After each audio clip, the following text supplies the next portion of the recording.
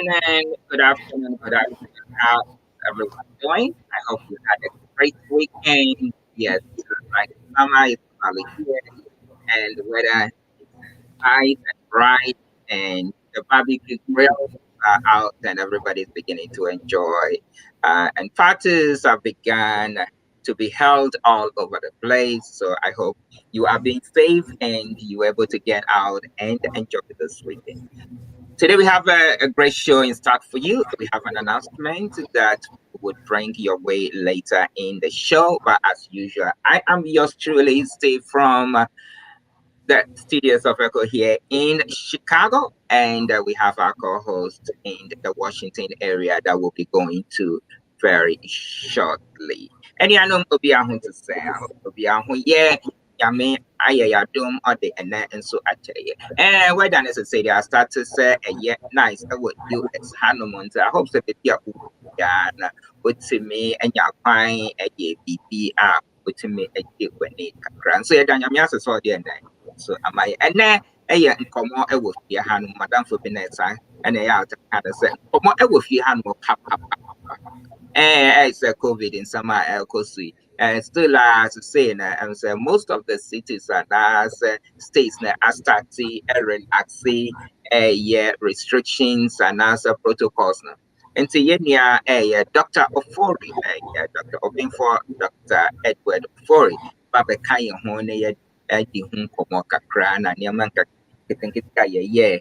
some of the weeks that you're so then yeah, what announcement it will be a mom. And the sa kapon tree the masses mabakaya on send a tibiana share linky and my share link my the day at the munia Steve day a watch Chicago and JBI ya Washington ya papa in afraid and so no babakaya mo amajadi but your share linky my why I'm up and you be on Iwanye meti mo fia mo yo ten I wa dan mo sha keke mo ke wo yen sha ke no fia no fi this week ne no fia no te no fine hampo hu ke o nyanye melo o wo ku fe wa dan mo sha keke mene ke wo mene wo ye sa je fi onu wa gba ke chon ne ke covid sa je ne wa na ke states babla wo e point covid restrictions relax money e point ko je ni shege ni mo fia mo shege mi ke ni ewo wanda ni mo shiake mo fia mo yo jogba shin wata wo bi ake bonini bi ya le ne wala ke hila ne hila gunyo wa di nje bonini bi ya le ne ehin ake wo fe wo ba fe ni ne lo wo bu ma se don lo teten no wo ye onye mi no ni ji Dr. Ofori ko ba gba isane wo nya sha link ko ni ke Dr. Ofori ba ko ni ko no yo bi mo wa nyo bi oni wo pe no ni ya no ye you are done ye you are done do bi o apena mi ba egba ha mi ga ba pere mi anwo mi awo na ya egba bo wona kata ku de covid ba kula nya de ka lo va do me mi mi enye nko enye for Steve like Chicago ka ma trauma yide Washington na mi akro ya no via mi adowezo na mi no via mi afoga Africa mus hale apagama alo apagava to Washington DC na wa afa amagama gawe badumema na ya adowezo na mi anovia na ha na nyare kalo vare akalashia na Dana Michelle Lomaku, let me from the Facebook, share me a link and then Stephen Alfred show, first Facebook me or Steve first Facebook Alfred Facebook Ghana agenda. I feel a share the coming up from the welcome to share link now me where the Tragava to feel like my Washington Africa and America. Yeah, forgot Alfred moves. So let's go to the Washington studios to welcome my industrious, hardworking, infatigable Alfred Amuzu. Steve, my former like you have your fall at Chicago. I saw the newest doctor, Dr. Eunice Cromwell, party. I don't know your view. Mapamua. So, Look at my how we. opportunity to congratulate Dr. Eunice Cromwell for earning her PhD as well and celebrating yesterday in the city of Chicago, for which, Steve, you were prominently featured. So, like you said, Steve, today we will be talking to our own brother, in-house expert on all COVID related issues to kind of give us some guidance on some of the things we are hearing, some of the directives that we heard from the CDC. In terms of whether we keep our masks on, when is the safest time to actually remove your mask and mingle. I've seen, a lot of parties now being organized. Like you said, you were one yesterday, and I was here. So jealous of you. So we'll look at that, and I also had a great week. Actually, it was my birthday week. And we celebrated on Wednesday, and the celebrations went through the entire week. Matter of fact, we did some barbecues, but we kept it in house. We didn't invite friends or anything like that. But hopefully next year would be different, and we'll be inviting you, all our viewers, to come to the Washington D.C. area and celebrate with me. But also, I had the opportunity to attend a funeral of a dear friend this weekend, which is funeral for Mrs. Irene Blay, a friend of mine who we attended University of Cape Coast together's mother, who just passed away. Today is another sad day. We also lost my mentor's father, Reverend Amor. And I'm talking about Dr. Amor now. He lost his father a week ago. He just notified me, and we are remembering the father or we are giving that 1 week remembrance to the dad, and we pray that his soul will rest in peace. But today it's going to be a very good conversation, and I can't wait to have Dr. Ofori join us to educate us on ways to actually go around the current mandate or the current directive, which requires that we relax our masks. How are things happening in other countries? Ghana, how is the vaccination process going? Are people getting vaccinated? Doctor will be telling us about all that. So, Steve, I wouldn't want to give all the secrets. I will wait for Doctor to join us to help us navigate the issues we table for discussion today. So I'm going to pass it back to you in our studios in Chicago to continue the conversation. So, Steve, over to you. Thank you so much, Alfred. Yeah, so that is so true. And also, on behalf of this show, it looked like we should have celebrated the birthdays together last week, Monday, but you waited. You were silent about it and decided to just bring it on us on Wednesday. So, on behalf of the show, let me wish you a very happy birthday.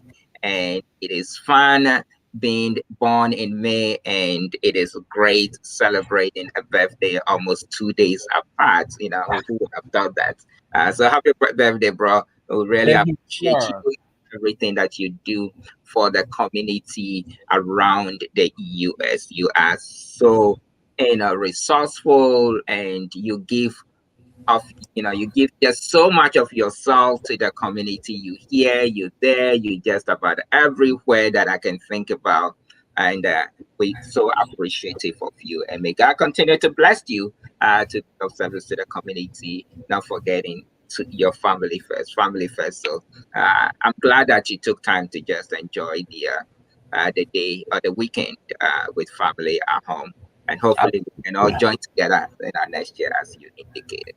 Absolutely. I'm looking forward for joint birthday events next year. Or It'll be grand, right?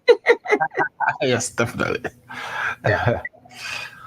Yeah. So today we are expecting to get to have Dr. Ofori to join us very shortly. But in the meantime, you are watching Steve and Alfred show. Let's take a quick break, and when we come back, we will, as you know, summer is around the corner. There's so many events happening, and we have an event happening this weekend by the Sienna family. Sienna is hosting. I'll say its first event in this summer. There is more to come this year, but you know, the let's say the first of the series of programs that Sienna is going to engage on is coming on this Saturday rather, which is a health forum and a topic night. So we're expecting everyone to join. But let's take a quick break, and when we come back, we'll go back to Washington for Alfred's weekly app.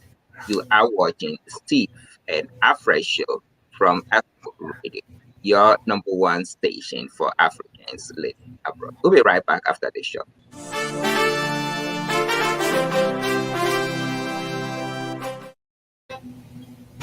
Sienna, Sienna, Sienna.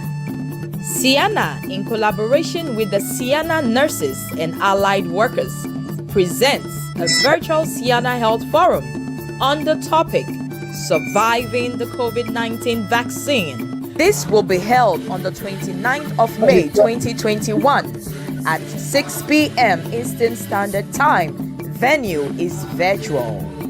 On the panel are Prince Hodogbe, Dr. Prisla Seshi, Prosper Seshi, Grace Agbo, Alice Nyamadi Anan, Empress Yasmin Ahiambla Doche, Ninette Ajimahe, and Ruben Hajide.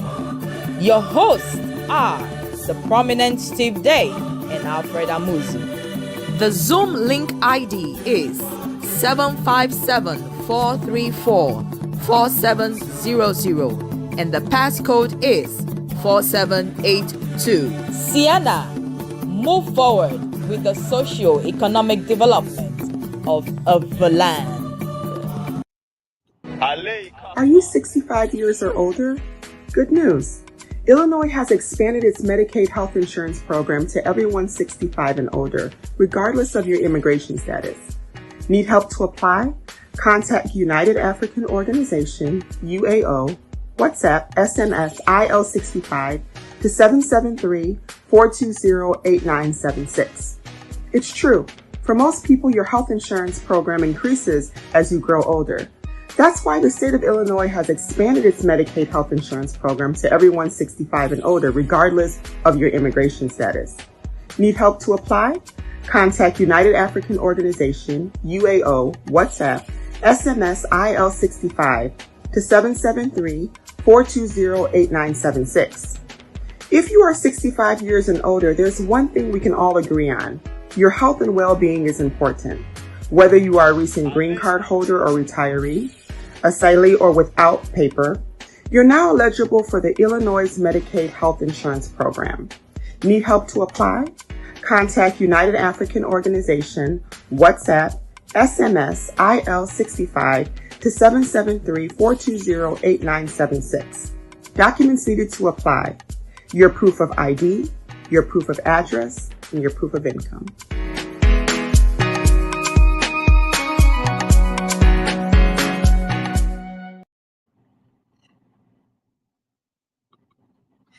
Welcome back to Steve and Alfred show on Echo Radio, number one station for Africans living abroad. Let's quickly go to the Washington studio for Alfred's weekly update. I'm sure he has some juicy stuff for us this week. So let's quickly go to Alfred at the Washington studio for his weekly update. Absolutely, Steve. This has been a really busy week for Ghana. Let me see. Okay, you can see me now. Yeah, so Steve, it's been a really busy week for Ghana. Maybe my camera is frozen. What is going on? Okay. Steve, for some reason my camera is frozen. So take it away. Let me fix my camera and we'll be right back. Okay. All right, so since while Alfred is having some technical issues fixing his camera, he'll be right back with his weekly updates. But this week, and a lot has been happening in the city of Chicago and just around the U.S. and just about everywhere. I'm sure Alfred is going to uh, brief us a little bit about what is happening in Ghana. But one of the things that I saw when I was in downtown Chicago this week was the city was swimming with people all over the place and no mass restrictions. People are out and about enjoying themselves. And one tend to wonder, how safe are we? But I know we have Dr. Ofori today to talk to us about it. But let's quickly go back to Alfred for his weekly update. Yeah, Steve. So that is the main concern. People are around and about and enjoying themselves. So I'm really looking forward to what our brother Dr. Ofori would have for us when he joins us. But before then, this week or the last week has been very busy for Ghana. So we know our president Nana Akufo-Addo has embarked on a 9 days tour of Europe, and the first stop on the leg of his trip was actually in France, where he attended a summit organized by the French president Emmanuel Macron. The summit was actually to propose a new deal for African countries. So again, the French government, or the president of France, decided to gather the African countries and propose a new economic deal for those African countries. Remember, we have about 54 countries in Africa, but only 18 of them actually attended, including Ghana. Part of the deal is saying that they are expecting, or they are asking the International Monetary Fund to release about 650 billion in special drawing rights. So special drawing rights is sort of like a combination of some of the major currencies in the world that form the basis of how the International Monetary Fund lends money to other countries. And the amount of special drawing rights assigned to a country determines how much that country is able to borrow from the International Monetary Fund. Now, out of the 650 billion that is supposed, or that is being asked to be released by the International Monetary Fund, Africa will benefit from about 33 billion, which is, not any significant. So out of 650 billion, Africa would only benefit from about 33 billion. So the other continents, of course, the major powers would be the ones to benefit the most. And even if you recall, during the coronavirus pandemic, that the stimulus that were extended to citizens of the major economic countries were huge. If you recall, the US did over several trillions of stimulus to its economy. Now, why is France actually the country proposing this new deal to Africa? And I was kind of comparing on other shows. I was comparing France's economy, or the nature of France's economy with, for instance, that of Ghana.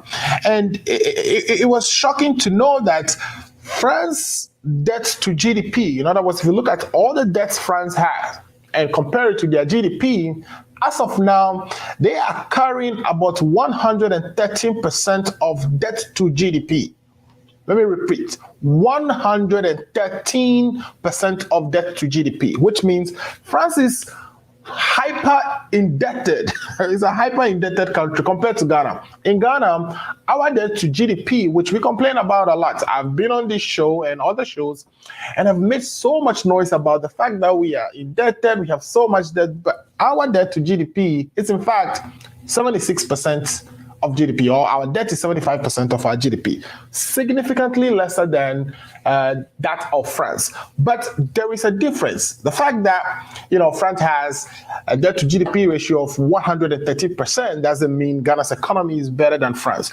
France's economy is able to generate tax revenue. All right, tax revenue, which will equal to about 48% of GDP on an annual basis. What that means is, If France were to just collect only their tax revenues and decide to not, spend any of their tax revenues, but use those revenues to pay off their debts, it should take them anywhere between 2.5 to 3 years for them to clear off their entire debts. But Ghana's tax revenue, which is our main revenue bucket, contributes about only 12% of our GDP. So if we were to want to pay our debts, you can imagine that it's going to take more than 6 to 7 years for us to clear all the debts that we currently hold on our books. So that is a major difference. We call it fiscal space.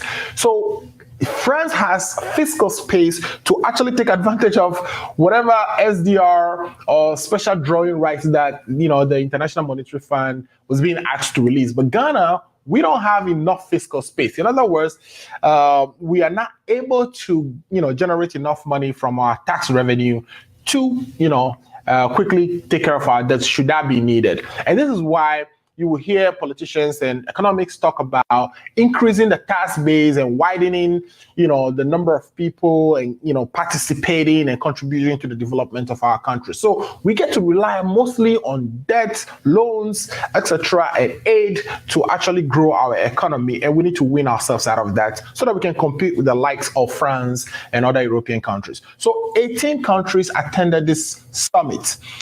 And you can imagine, out of 54, just 18. And, we are yet to see, where this whole summit and this whole New Deal thing would take our country and other African countries who are participating. I think the real reason is that France is very worried. France's economy depends heavily on African countries. I mean, there are so many videos that made the rounds that talks about how, the French or the administration of France still requires African countries to actually hold their deposits in France, etc., that they can't even loan from those deposits, that if they loan from those deposits, France will charge them interest, etc., their own money that they will deposit with France, that France will charge them interest. So we know the role France plays in Africa, and we know how France is dependent on Africa. But there is a new country on the block that is making waves in Africa, and I'm talking about no other country than China. China has gone into agreements with several different African countries where they are building roads and railways, and are in turn being paid with resources of those countries. If you quite remember, in Ghana, we have a similar arrangement with China, which we call the Sino-Hydro sort of arrangement, where China was going to build, several kilometers of road, and we were going to be paying them with bauxite. Some of this thing, I've even saw a video today, matter of fact, a news piece article today that says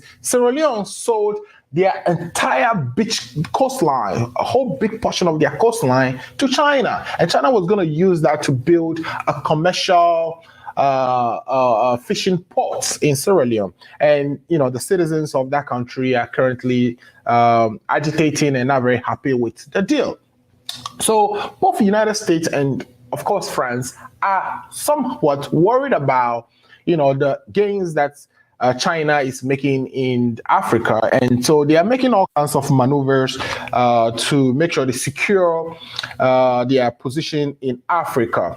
Now, also, Emmanuel Macron is actually about to go through a re-election this year. And so you can see that he's desperate to show progress or to show some work have convinced his people that he's actually serving them well by organizing this type of summits and bringing his boys, mostly 70-year-old presidents, and lecturing them on how to grow their economies, when in his country, it's about 130% in debt, or its debt is about 130% of his GDP. Now, bear in mind, France's tax systems is broader based. They collect about 48% of their GDP just through their tax revenue. So that is good for them. They can carry 130% of debt. So our president left France. Nana Akufo-Addo, when he left France, he stopped in Belgium. And at Belgium, he kind of negotiated with the European Investment Bank to secure a loan of 170 million euros towards a bank that we are trying to initiate in Ghana. And The bank I'm talking about is going to be called Development Bank Ghana. You would ask, what is Development Bank Ghana? Development Bank Ghana will be a bank that is established to provide loans to other banks like commercial bank, agri bank, all the other banks, so that they can onward lend to small micro enterprises. Currently in Ghana, the average loan that a person can get in Ghana only goes up to 2 years or 3 years. You don't get the long-term loans. Businesses have to make long-term strategic decisions and investments in order to actually grow, hire more people, and industrialize. But without the financial backing, without a financial mechanism or system to support long-term planning, it becomes difficult. In the United States, if you're a business and you are viable and you're able to show that, you are qualified to obtain a loan, you can get anything you want. You can get loans for 10 years. You can get even beyond 10 years. You can sell bonds. You can find all kinds of ways to raise capital. That is not in Ghana. Even regardless of how brilliant the business idea is, you have to scrap on your own. And even the requirements to get loan in Ghana is so stringent. For you to get a loan, the banks are requiring that you bring 200% of the value of the loan as collateral. So let me take that again. So if I were interested in getting a loan of, let's say, about $100,000, I have to pose a collateral worth $200,000. So you ask the question, if I have a collateral worth $200,000, why would I even be interested in going for a loan worth $100,000? So it's just tough to get a loan. You either have to be a subsidiary of an international business to get a loan, or you have to know somebody in the bank. So it's definitely tough to be a business in Ghana, and so the need for development bank is there. Now, you would think that we would have thought of this development bank before we embark on the revitalization, the 1D, 1F programs, and economic, development, agenda that this government wants to embark on. It is 5 years in administration, and we are now thinking of the things or the ingredients that would have actually supported a takeoff of industrialization in Ghana. Now, let me go back to what we've done in the past. It's not a new thing for us to start a development bank. Development bank has been with us since 1960s. Kwame Nkrumah, in his wisdom, thought, in order to develop Ghana properly, that we needed a development bank. So we morphed one of the Gold Coast financial institutions that we had those days into what we referred to then as the National Investment Bank, to just serve the purpose of development bank like the one we went and got a loan from. We went to the European Investment Bank to get a loan to support ours. We also have National Investment Bank, which was started in the 60s as a development bank with the sole purpose of extending credits to, small, medium enterprises, or even, big companies like the Valcos, the Alum Works, and the Cal Bex, etc., etc. Now, somewhere along the line, this bank failed. Even the National Investment Bank that we had, at some point in its history, a department of that bank, which was strictly dedicated to agriculture and agro-processing businesses, was carved out and rebranded, renamed the Agri Development Bank. So Agri Development Bank is a development bank. National Investment Bank is a development bank. And these two banks, including even the Exim Bank, which was later on formed by an act of parliament, these three banks are development banks and currently are not, following the mandate for which they were formed. They've all shifted to commercial activities. In other words, taking deposits from citizens and, remaining profitable that way. Why was that shift necessary? Why did they shift from their core mandate to what they currently do, which is commercial lending or commercial banking? And we need to interrogate that. And so if we formed these banks in the past and then they changed to now doing strictly commercial, what is the guarantee that the new bank that we are about to start will not also shift in the future? Why wouldn't we go to the people who did it before and ask these questions before we start a new one? I hope the government is doing so, but the government is saying that the current structure of, let's say, NIB or Agri Development Bank is such that they are widespread across the country, have branches all over the place, and have employees. And refocusing them to just strictly do development banking and not to do deposit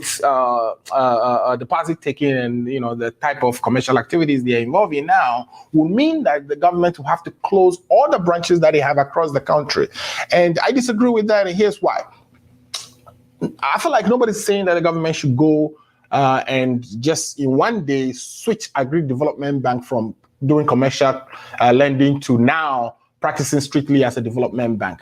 We are saying that, yes, refocus them on what they were formed for, their core mandate, so that they can lend to these agro businesses, but gradually win them off the commercial lending. In other words, get some other banks who may be interested in taking over their, assets in various, areas of the country, like all the branches they have other banks who may be interested. Because if you remove an agri development bank from, let's say, Navrongo, my theory is that the people of Navrongo will still need banking services anyway. So why wouldn't you let commercial bank, if they're interested, acquire that property, keep the employees, and continue to support those communities? So there are so many different ways that the government can go about this, taking into consideration the lessons learned from the banks that have tried this approach and failed, so that we are not necessarily investing in formulating a new bank completely,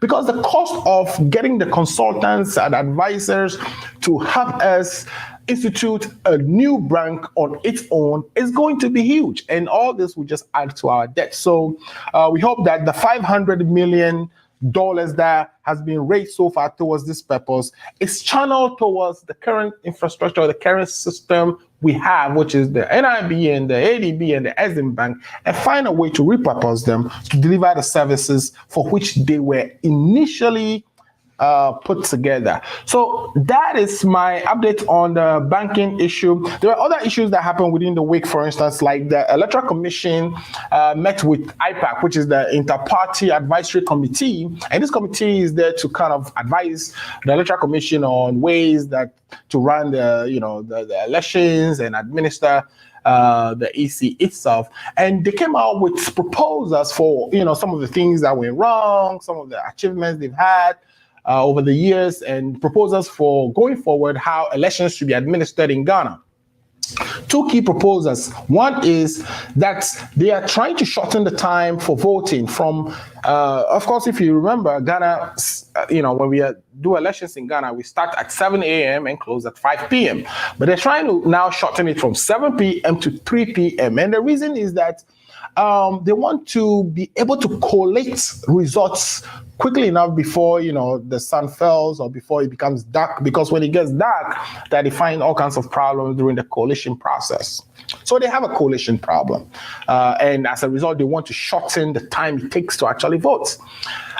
Okay, this is a proposal again that I don't necessarily think that it solves the problem, because if you have a coalition problem, think innovatively. Can you introduce technologies to expedite the coalition process? And can you introduce controls, processes, improve the way you do things right now? Initially, in 2020, we saw them introducing the Regional Coalition Center to deal with some of the problems, but we also noticed during the course process, some of the issues that came out of that. So we think that, the Electoral Commission should be a lot more strategic than that. I know the previous administration or the previous Electoral Commissioner actually had a strategic plan in place, but we are yet to see the current administration or the current, commissioners also release a well-written, well thought out strategic plan that will guide how elections are conducted in Ghana. So we are, encouraging if any of you listening to us work in the Electoral Commission, that, we are hoping that a strategic plan would be published as was done in the past. Also, all kinds of other things, news came from Ghana, such as the lady in charge of school feeding in Ghana, Madam Gertrude Koshiga, who, if you recall, was the wife of the former Minister of Health, Courage Koshiga, and the Kufuor administration. Miss Gertrude, in fact, was contracted by the Kufuor administration to cater for the presidency. So, if you go to the presidency and you ate some good meal those days, please say your thanks to Ms. Gertrude. Ms. Gertrude won another contract under this administration, which allowed her to be in charge of school feeding across the country. A few things came up when you look at the corruption risk assessment that was done by CDA, which I discussed last week. Her name came up as one of the people who received contracts to feed the areas that were locked down during the pandemic. Those 3 weeks that Accra and Kumasi were locked down, and we saw the quality of food that came out. The fact that some of those contracts were not tendered, and some of the companies that took those contracts were not registered. So her name came up, and all of a sudden we heard that she was fired by the Minister for Gender. Which is Safo. Adjoa Safo, released a communique that, she was fired. And within 48 hours, another, communique came out and said, oh, by the way, her firing was just an administrative error. And we are hearing things in the background.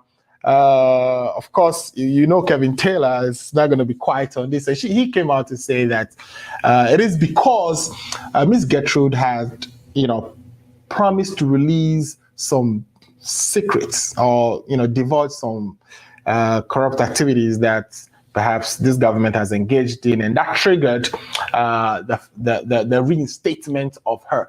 Even I was worried because I'm like, look at Adjoa Safo and the stature of Gertrude in the party. Gertrude's husband, has been a big person in the MPP, and all of a sudden, she's getting fired. I didn't see that holding for long. So, so many of these are things that we'll continue to monitor and bring to you on the week-by-week basis. So, Steve, I'm going to stop here. I had a few other things that I wanted to talk about in the U.S., but while we talk about the pandemic, I'll bring the vaccine diplomacy issues and how the United States is likely to approach that. We know Russia is heavily involved in vaccine diplomacy. China is also doing the same. China is about to be sending some vaccines to places like even Ghana. Russia is already sending Sputnik 5 to Ghana, which is supplementing the AstraZeneca vaccine that we are currently using in Ghana. So we'll see how the U.S. get engaged in that diplomacy. Of course, the U.S. wanted to make sure that its citizens are first vaccinated, and whatever is left is sent across the world for distribution to other countries as well. So when Dr. Ofori comes, we'll scratch on that as well. So let me stop here and see if you have any questions or if we have any comments from our listeners and viewers. All right, Sir Alfred. Thank you so much for that observation. And yeah, I think I'll do a video to Hanuma. We'll share another OTA. Hey, Stephen Alfred show from Echo Radio, the number one station for African students abroad. And I'm in Alfred, meeting the Steve, and I'm in Alfred, your Casa and the Alfred Amuzu Okasa Efi Washington, your Washington studios, and I'm into the share Chicago. And also in summer, I also work Ghana and yeah. Yes, right. I can say, your man paying to crime or African tour and basically at the and so I'm France, I said, your name France is France, ja wo France dia ye nem say ye krokese friends economy near sound and so on kind not names cry no depending on depending on one in France story now in terms of the African francophone countries story now and young one and can be a tray. And I'll say been so been so a bank be friends and Ghana Development Bank and somehow okay. And as no account also share so some as some and as some yes and some titi will share Kwame Nkrumah mreso nyina na no omobo ho ban san kon be bibisa no mo ye so and say you buy your party your government or to so is up another bank African Development, Ghana Development Bank, Ghana as a Development Bank of Ghana, and all that year. And so what na sa administration kroya na yabaya ye go banks bebre. And say ya no be song so Ghana ye kwaye ni mana say ye kwaye jana ye connaissance. Somebody be a somebody be heading kakra. And or school feeding whom some pam you get through the idea chia na a as I say there be a administrative error and whom some paper and say what do I feel I do feed you to Hanuma and some your purpose so and then come out with you and say a COVID and send me a whole send a paper praise saying you know yet me year marks any and I'm saying yeah. Dr. Ofori, Dr. Edward Ofori, about the kind of one inch, about the kind of one year.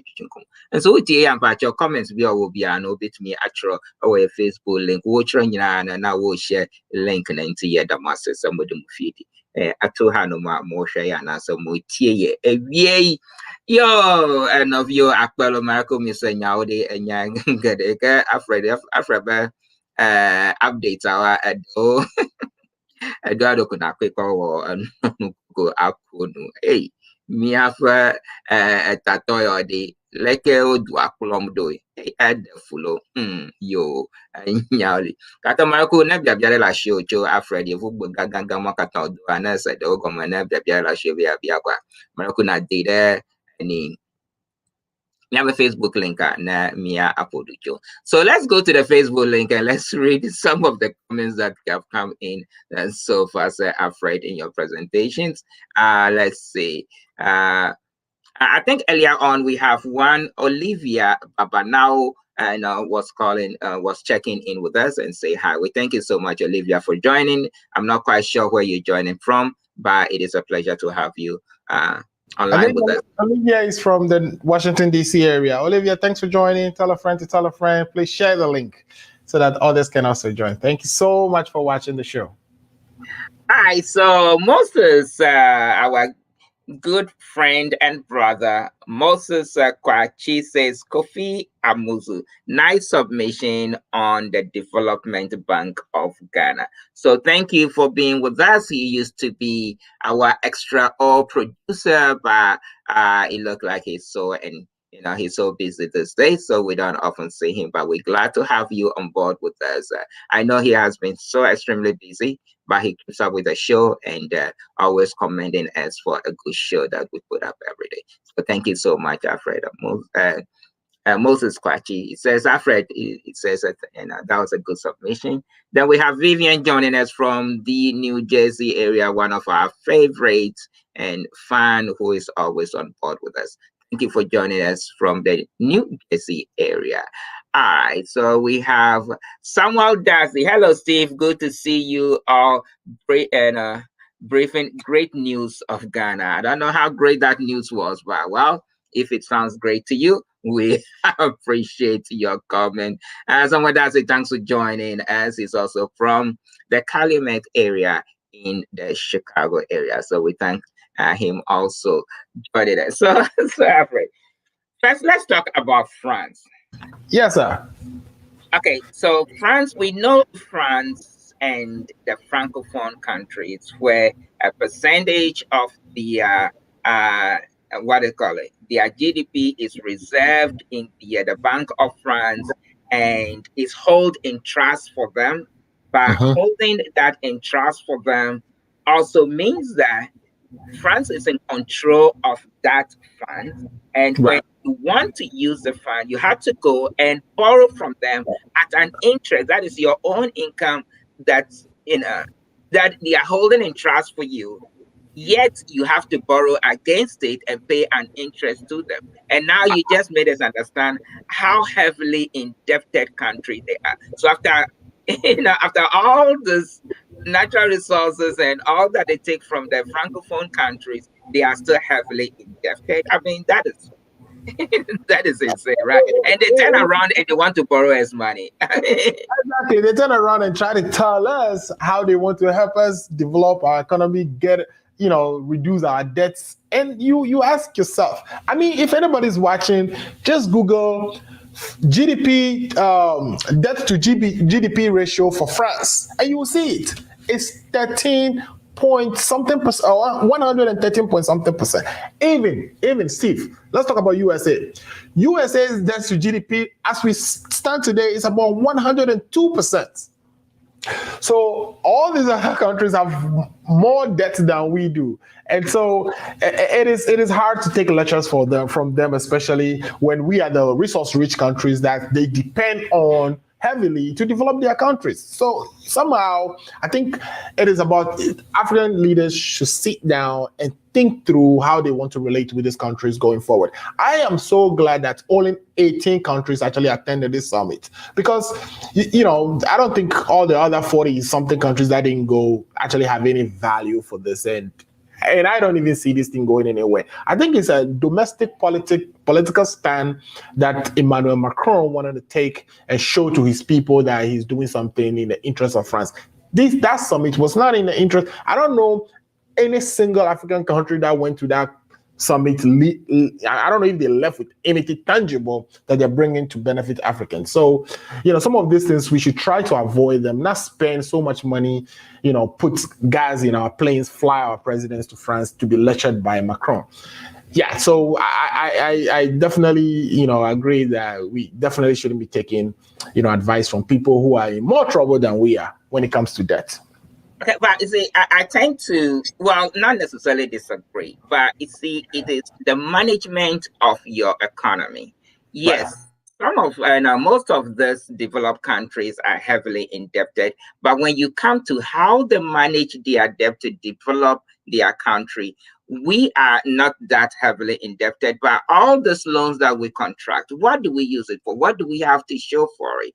Why are we still considered a third world country? And you just said it, we are a resource rich continent. But why are we so impoverished, and we still have to depend? And even when we depend on these advanced countries, and we depend on China to give us some loans and whatever, yes, still we are not able to put it to use so that we can turn our economy around so that we can become less dependent, and then we can be self-sufficient like other countries have demonstrated. A few countries, we have some good stories like in Rwanda and what have you, and Tanzania was kind of trending that way, but we don't know what will become now. That the president is dead, and South Africa is also trending that way a little bit, but we don't know what will become of those economies. But those are some of the few shining examples in Africa that you can be proud of. But if one or two countries can do it, so what is stopping the other countries within the continent of Africa doing so? And Steve, those countries you mentioned, Rwanda, Tanzania, what is the key difference between those countries and our country, or let's say Togo and Benin? What is the key difference? Leadership. Paul Kagame took Rwanda from a war-torn, you remember the story of Rwanda. In the 2000s, this was this country that was devastated with, factions fighting each other, and there was no peace. He took it from 2000, within about 10 to 15 years, to where they are today, where they are the fastest growing economy in Africa, almost, rubbing shoulder with big countries. I watch soccer and I see Visit Rwanda on the name of Arsenal jersey. so Rwanda is doing, pretty well for a country that, was devastated by, internal fightings. And today they are leading Africa in so many metrics. That tells me that leadership, if you get good leadership, like Magufuli in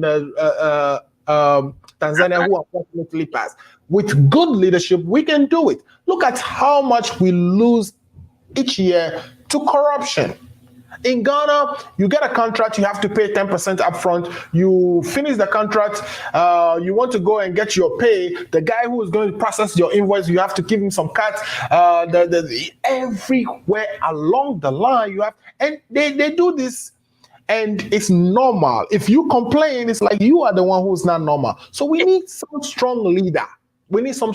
Some leader to actually change our course. Otherwise, we'll keep going to places like France who have more debt than we do, and they'll be lecturing us on things that wouldn't even benefit us in any way. We've never seen the structural adjustment program they brought in 2000 and somewhere within the 1980s, which we, Ghana, adopted, and other countries have adopted to liberalize the economy. We didn't see any benefit from that. The structural adjustment, some may even say that is one of the reasons we are where we are today. They keep packaging these programs for us without thinking about the issues on the ground, or without making it a homegrown solution for Africa. Africa doesn't need solutions from France to progress. Africa needs homegrown solutions. Magufuli had a homegrown solution to the problems in Tanzania. Rwanda had a Rwanda didn't go to US to say, US, give me an economic plan that I should grow with. Of course, they didn't need that. They needed to think about the issues they have themselves, the corruption problems they have, and find a way to stop it. Find a way to, seal all the loopholes that, we lose money through. Find a way to stop galamseys. Find a way to stop all the ways that, we bring loans to the country that we don't use for the purposes that we should be, or the purposes for which we are contracting those loans. Find a ways to prosecute people who break the law. Otherwise, if your judges are corrupt, if your law enforcement is corrupt, that's it.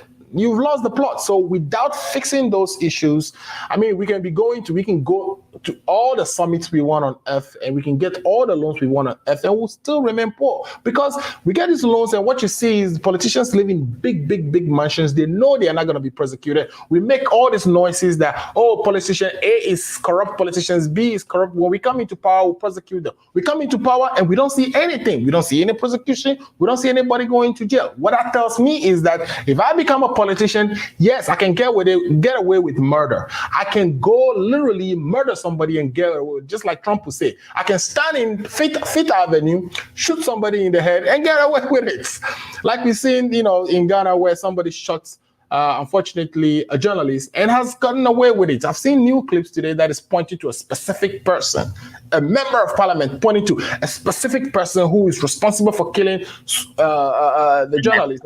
So today, what kind of country is that? What country do you think in the United States here we would have a senator say he knows someone who, shot a journalist, and that person would be walking around? We had the US go after the journalist that was actually apparently killed overseas. Remember the Saudi Arabia, the whole Saudi Arabia government was investigated and embroiled in this scandal. And we in Ghana, we are witnessing journalists being brutalized every day, some even being killed. And years after years, the government just says they're doing investigations. Some of the security forces who are accused of participating in those atrocities just get moved around, and nobody hears anything until we solve these problems, until we have a high moral ground to stand on and lead this country. We would continue to go to France and get lectures from young men like Macron, who doesn't know what they are doing, but we will have them advising old men, 70 to 80-year-old presidents that we send to actually move us out of our problems, to go and sit down for these young men to advise them, when we should actually be, thinking of homegrown solutions that will build our country. Well, you can see that we've gotten on the Afresas. Yeah, you can see how excited he is to talk about some of these issues that are plaguing our country. And Rita Samako Fiajo Tevia says, "You are so true." He said, "It's so true, Alfred." All that you have said. We'd like to welcome the over 300 and something viewers that are joining us this afternoon. We'd like to welcome all of you to our show, and continue to go to our page and like our page while we're there as well. We appreciate you joining us from wherever you may be joining us from. And as we speak, our honorable host, is in a green studio. Is in a green room. So let's take a quick break, and when we come back, we would, because if we want to stay on the subject, you can see Alfred is going to be worked out all day long. So once again, you are watching Stephen Alfred Show from Echo Radio, your number one station for Africans living abroad. We're going to be talking about some of the announcements that are coming out about the COVID restrictions and how people seem to be returning, or life seem to be returning to normal. Is there any things that we need to be be worried about. So Dr. Ofori is going to be treating us to those subjects and those area and any questions that you may have. So we'll be right back after the short break. Don't go anywhere. Don't touch that out. We'll be right back. Siana. Siana, in collaboration with the Siana nurses and allied workers, presents a virtual Siana Health Forum on the topic Surviving the COVID-19 Vaccine. This will be held on the 29th of May 2021 at 6 p.m. Eastern Standard Time. Venue is virtual. On the panel are Prince Hodogbe, Dr. Prisla Seshi, Prosper Seshi, Grace Agbo, Alice Nyamadi Anan, Empress Yasmin Ahiambla Doche, Ninette Ajimahe, and Ruben Hajide. Your hosts are the prominent Steve Day and Alfred Amuzu. The Zoom link ID is 757-434-4700 and the passcode is 4782. Siana, move forward with the socio-economic development of the land. Are you 65 years or older? Good news. Illinois has expanded its Medicaid health insurance program to everyone 65 and older, regardless of your immigration status. Need help to apply? Contact United African Organization, UAO, WhatsApp, SMS, IL65 to 773-420-8976. It's true. For most people, your health insurance program increases as you grow older. That's why the state of Illinois has expanded its Medicaid health insurance program to everyone 65 and older, regardless of your immigration status. Need help to apply? Contact United African Organization, UAO, WhatsApp, SMS, IL65 to 773-420-8976. If you are 65 years and older, there's one thing we can all agree on. Your health and well-being is important. Whether you are a recent green card holder or retiree, asylee or without paper, you're now eligible for the Illinois Medicaid Health Insurance Program. Need help to apply? Contact United African Organization, WhatsApp, SMS, IL65 to 773-420-8976. Documents needed to apply: your proof of ID, your proof of address, and your proof of income.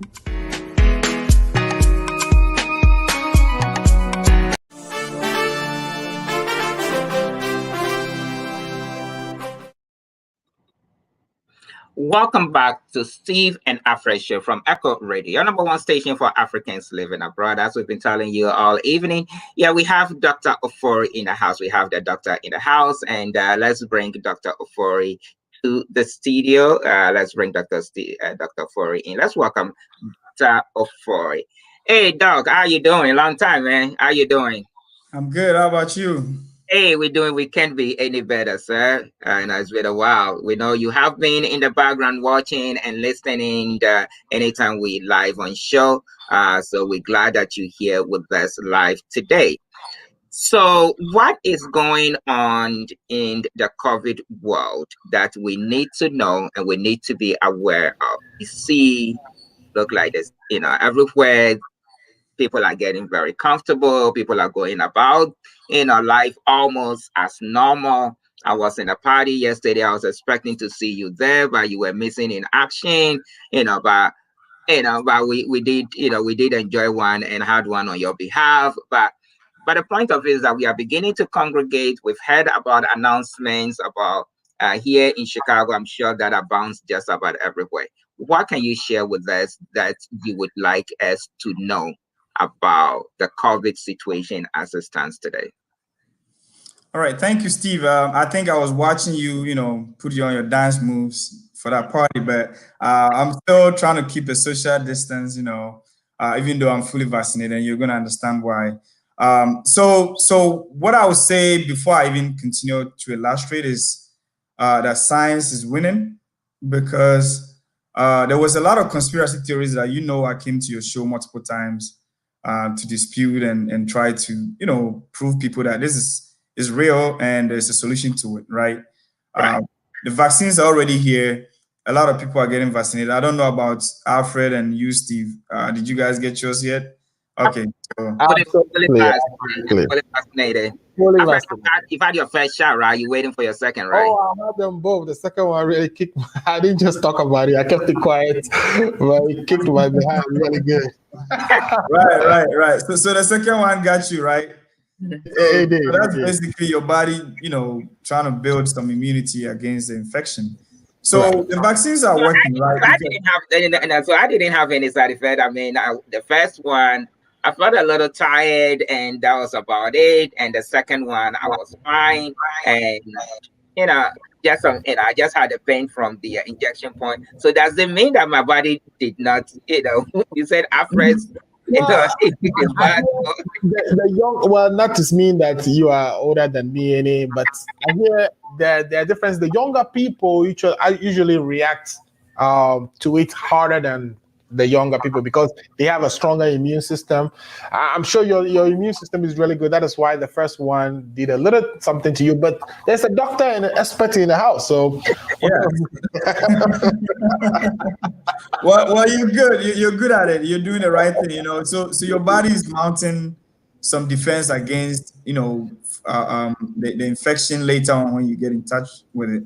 It's just building immunoglobulins. Basically, that's what it is.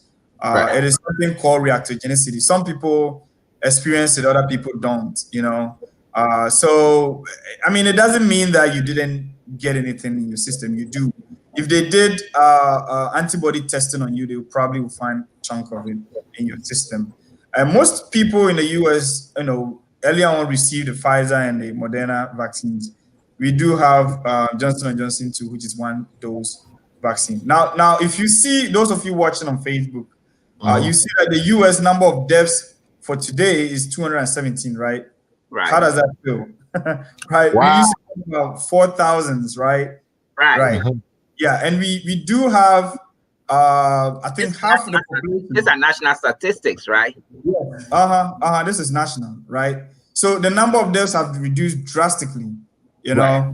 and for instance, half of the United States have fully vaccinated at least 50% of adults, and then you see that it is actually taking a bigger effect on number of cases we see now.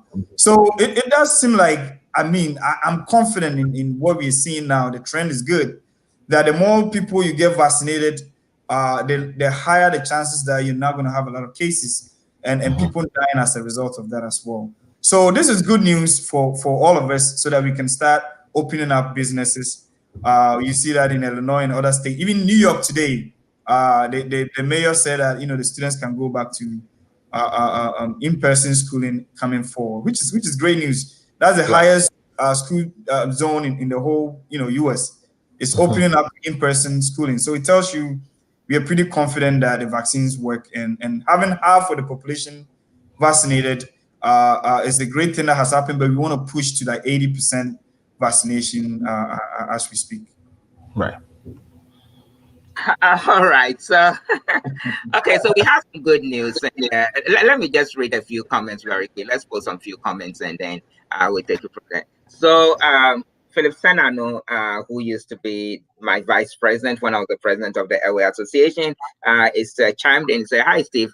Great program. Agree with Alfred that we need good leadership and strong institutions to develop our countries. We also need to educate the electorate so that we can break away from electing criminals as lawmakers." So he was reacting to Alfred's presentation. So we have our good friend Ato Kamina, and let's say congratulations to Ato Kamina for graduating from nursing school. Besides all the other things that he does, congratulations to you. We can need more nurses in the house. So I'm sure he'll be coming in to be briefing us soon on health issues pretty soon.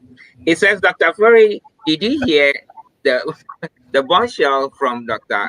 Fauci about the origin of the coronavirus COVID-19? So yes, so Doug, if you can react to Atu's Dr. Fauci's.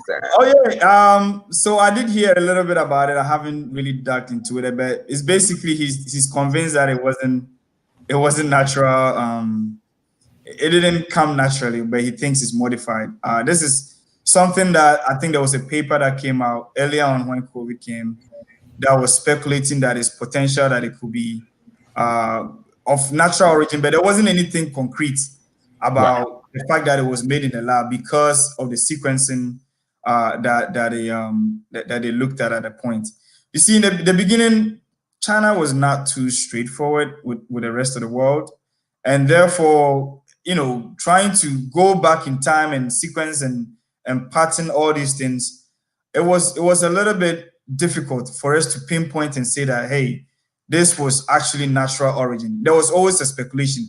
Nobody had an evidence that it was man-made in a lab either, because the genome that actually evolved to make it hook into the cells of the lungs was so specific that it was going to be very difficult to make that in a lab.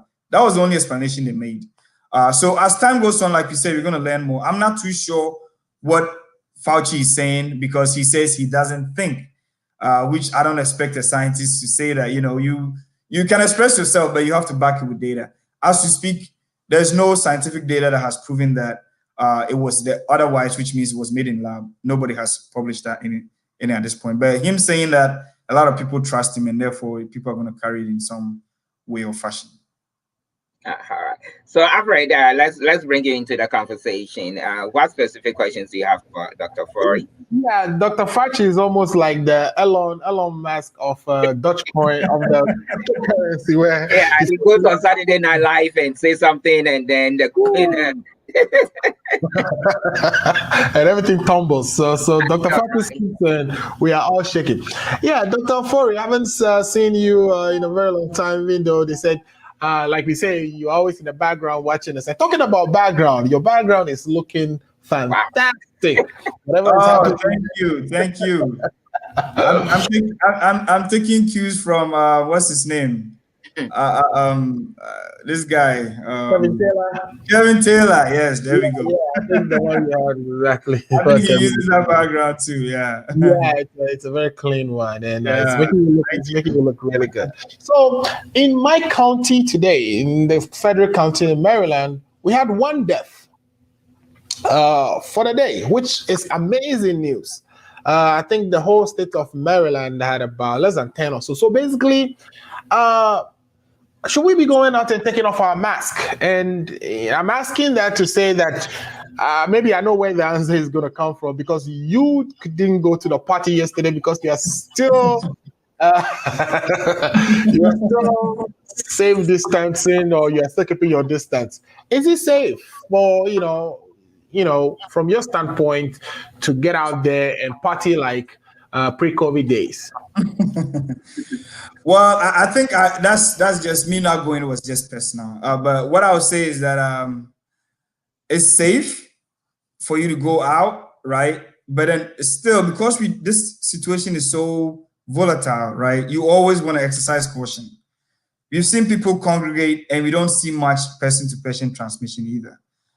Even in airplanes and public transportation, CDC still advises that we should wear our mask, right? So those of you watching will see the CDC's recommendation about what fully vaccinated people can do, and those who are partially vaccinated or unvaccinated will be able to do. So, for instance, outdoors there's a CDC recommendation that says you can walk, run, do your bike activities. You can do that. Both people can do that, either you're vaccinated or not. It goes on and on and on. And when it gets to somewhere like dining at an outdoor restaurant with friends from multiple households, if you're fully vaccinated, you're good. But then there's a little caution exercised when it comes to those who are not vaccinated.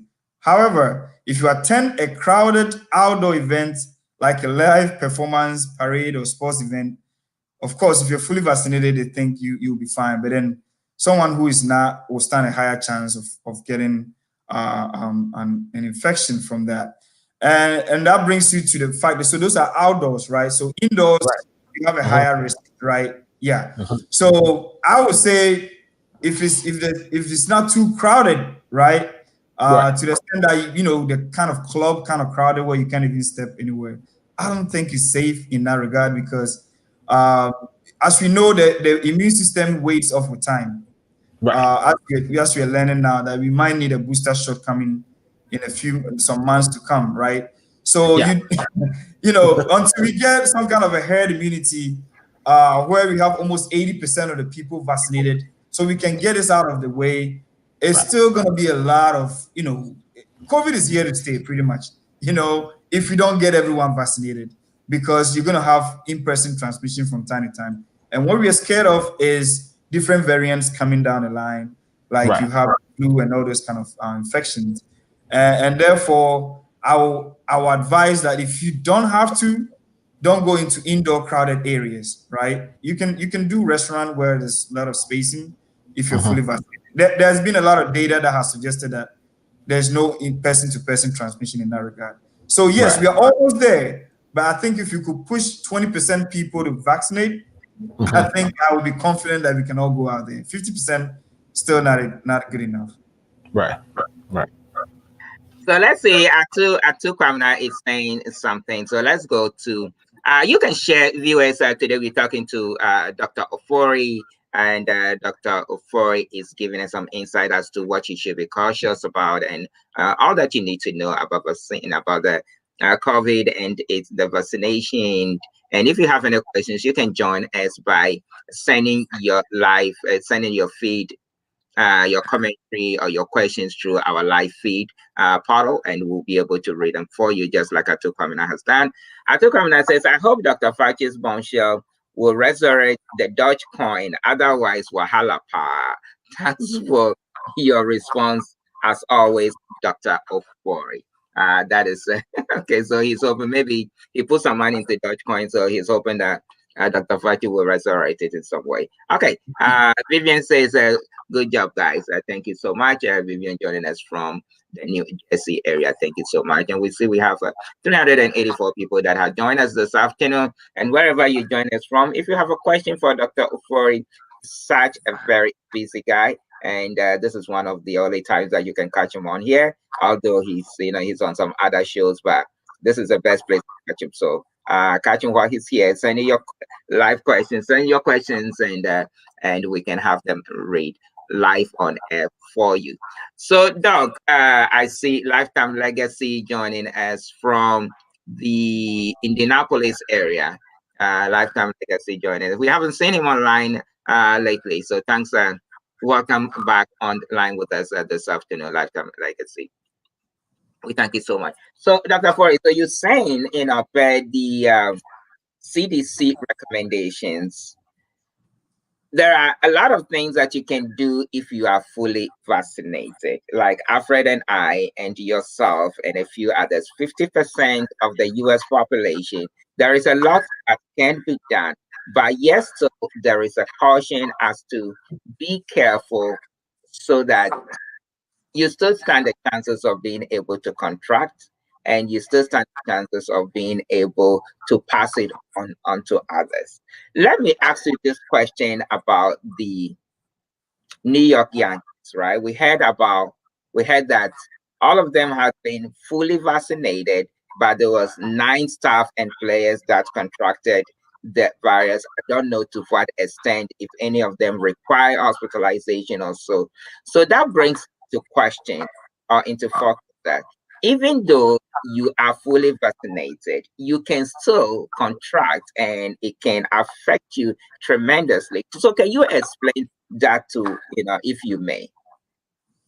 All right. So what I would say before I explain is that no vaccine is 100%. Right? What does that mean? If it's 95%, there is a 5% chance that you can potentially have the infection. So what I'm saying is that if you pick 100 people, statistically, it's significant to have 95 of them being prevented, which is huge. But it could be the 5%, could be anyone, right? So what we're saying is that just be protective until you get the whole virus out of the community. It is always good to exercise some kind of caution because we still have a chance that different people react to vaccines differently.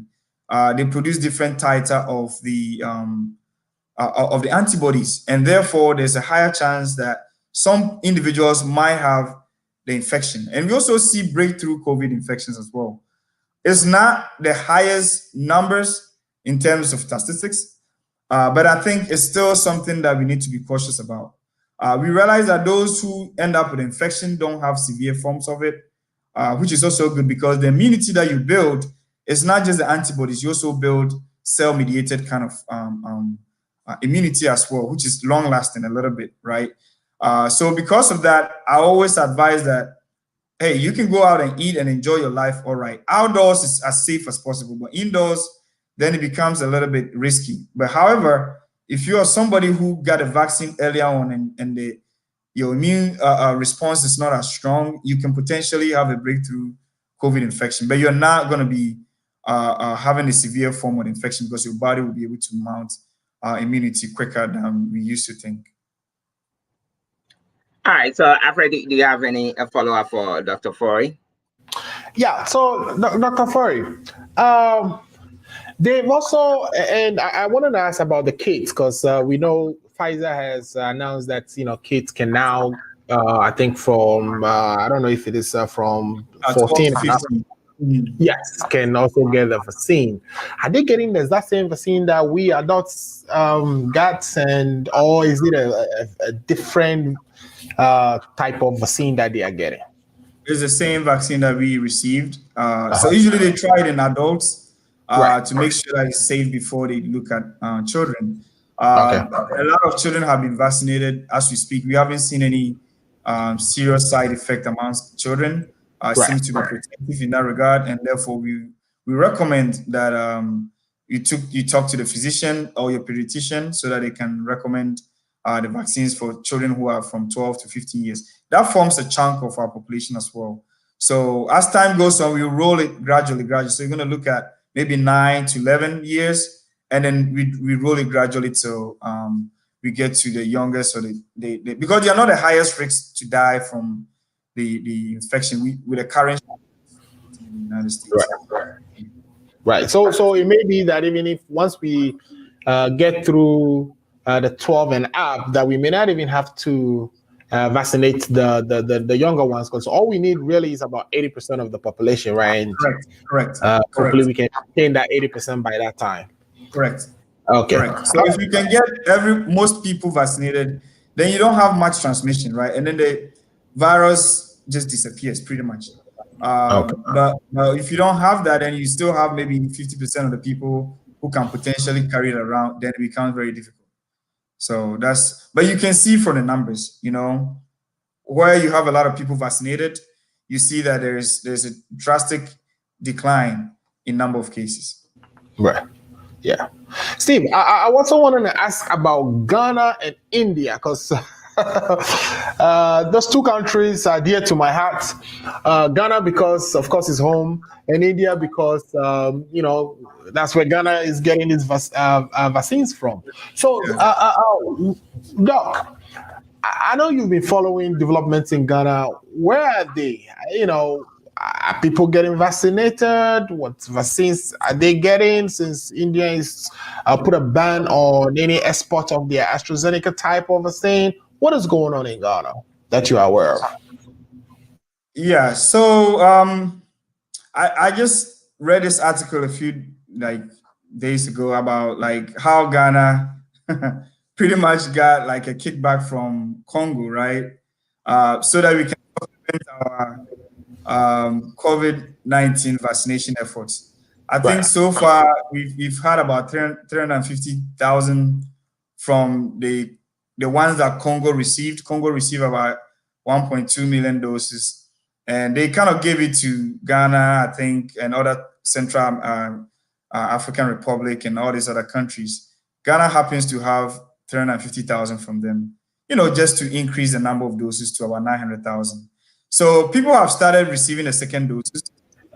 The whole idea is that COVAX is supposed to help all these low-income countries to achieve, from what I understand, in Africa, 600 million doses that can vaccinate 20% of the population. We hope that we will be able to get that because it will buy us some more time. We still need, I think, 250,000, right, to supplement the 600,000. I hope the current government administration will be able to work hard to enroll that numbers out there for people to get their second dose. Otherwise, then all the doses that they receive earlier on probably will start having decreased immune response as we already anticipate. So I think in Ghana, people are receiving their second doses. But what I'll ask the administration to do is intensify efforts to be able to get doses from other countries, such as maybe the United States or countries that are able to donate some doses to Ghana. Because as you can see, I will show you some data that tells you the number of vaccines that have been, distributed in the United States. Give me a second and I'll show you that. And how much has actually been vaccinated or has been distributed. US is having a lot of issues with percentage of people that have been vaccinated in terms of vaccines that have been distributed compared to how many people have received it. So let me show you. So if you look at the southern states of the United States, right, most of them have very low numbers of, I would say, vaccines being given to per 100 people. So as you can see, those of you who are watching, you realize that the numbers, are not the best that we expect it to be. Vermont seems to be the highest when it comes to people vaccinated per 100. But as you go down in the list, it's an interesting thing that you discover that like places like Mississippi, the Louisiana, Virgin Island, Alabama, the numbers are not that great, right? So with Ghana, even though we only have less than 1 million, we still potentially could face vaccination hesitancy in Ghana as well. Because it hasn't been widespread like the US, we don't see that. People are rushing to get it. But the question becomes, are we going to plateau like we see in the US as well? So when it comes to Ghana, these are the issues that I worry about, is the continuation of the vaccine program. And also, there's no much education going on to make people aware of it. People think there's no COVID anyways. So that brings a lot of question. And we what happened in India. Looking at sources of vaccines from India too, that's another issue. If you're resourcing your sources from India and they are hit that hard, AstraZeneca production in that country is hit because India is actually was struggling. So that has actually affected how many vaccines Ghana is also receiving. Okay. All right. Let's go to the live feed and get some comments from there. We have Mauli Yawa Kujao says, hello, folks. Mauli, thanks for joining us this evening. And I'm not sure where you joined us from, but it's a pleasure to have you online with us this afternoon. So Mauli went on to say, I thought the purpose of Nguchi Institute was built to help Ghana and West Africa on a whole to get products to get produce its own vaccines, research and cure for us instead of us importing from other countries. So that is Mauli's thought. That so what is Nguchi doing? Why are we so struggling to get vaccines and dependent on other? Maybe Africa can answer that question, huh? Then Mauli went on to say that anyway. Great show, guys. So he says anyway, don't worry. Great show, guys. So we have Ibrahim Mohammed says Ghanaians are ready to take the vaccines now, Dr. Ofori, but unfortunately there are no vaccines. So there's no hesitancy in Ghana at all. Ibrahim says, your good friend Ibrahim is telling you that the Ghana they make ready, but where did the vaccines? The vaccines no there. Well, you cannot measure hesitancy when there's no vaccine, right? Yeah. If you can answer Mauli's question. Well, when it comes to building our own vaccine plants and things, it's been an ongoing conversation. Even I think Joe Biden urged the pharma companies to relax the rules on the patents, right? So there's still continued talks about it, and they know I mean, when it comes to big pharma, man, it's like the petroleum industry or like the tech industry, right? Pharma industry is huge. And whenever you try to mess with their money, there's going to be a lot of consequences. What it means is that a lot of people who are researching and doing a lot of development in infectious disease research, they're basically going to stop. They're going to take their monies from their stocks. It's going to crash. It's going to affect the economy. So maybe they can come into certain agreements, right? The whole world can contribute some amount of money and pay the farmer off, and then they will get their share because it will kill the incentive. Basically, that's what it is. So what Mauli is talking about is, can every country have the opportunity to, make their own vaccine, because now you know the formula, right? It's an RNA. You can buy the plants and set it up and train people to do it. Otherwise, at the current rates that we're going, it's postulated that it's going to take us 5 years to get 75% of the world population vaccinated, right? So that's a long time to come. So can we, within this time, be able to do something innovative to combat the spread of the virus by relaxing the patent rules? It's something that is ongoing at this point. So, Doc, you've practiced in Ghana, or at least you did your studies in Ghana. Do we have industry in Ghana? I'm talking about pharmaceutical industry with a backbone to be able to produce vaccines of this nature. Because, I mean, all I've seen in Ghana is the over-the-counter type of medicines that we are able to produce. But for all the prescription ones that are administered in Ghana that we actually import into Ghana, do we have the agents we need? Do you think we have the supply chain necessary to support a vaccine production, sort of facility in Ghana? I think absolutely we are capable of doing it. So I think the initial conversation was to have a hub that's going to supply like Western Africa, right? So they was going to put it maybe in Ghana and make it a huge plant that was going to supply the people in that area. We do have the capacity to do it because it's a process, right? You test it, you make sure that you have the plants, everything set up. We do that all the time. You produce like AstraZeneca and all these drugs that comes to the US. Most of them are produced outside of the US as well. They are quality controlled by people who are in it. It's like iPhone, right? You make the parts and you assemble it. Yeah, so it's the same thing that you can do with drugs. You have the formula, you have the cookbook. I have a feeling that you can quality assure that it is actually consistent with what is going to be injected in the US. No doubt about it, because it's a system. The question becomes the money, right? The money that we're going to use, right? yes, that becomes an issue. So anything is possible. They can put that into effect.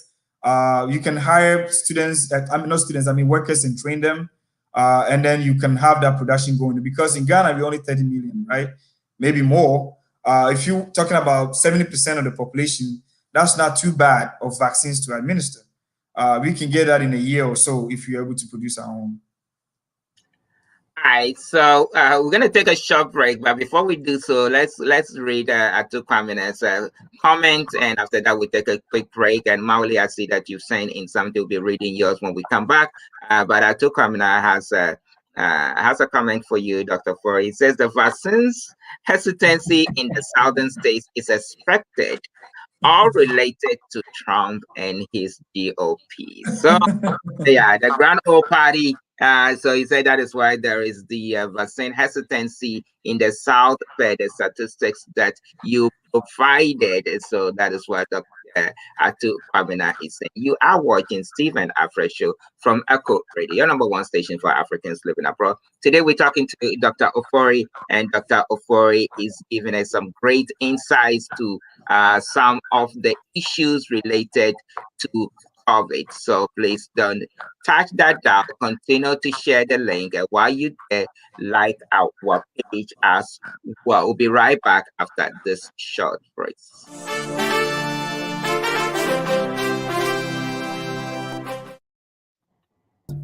Siana, Siana, Siana.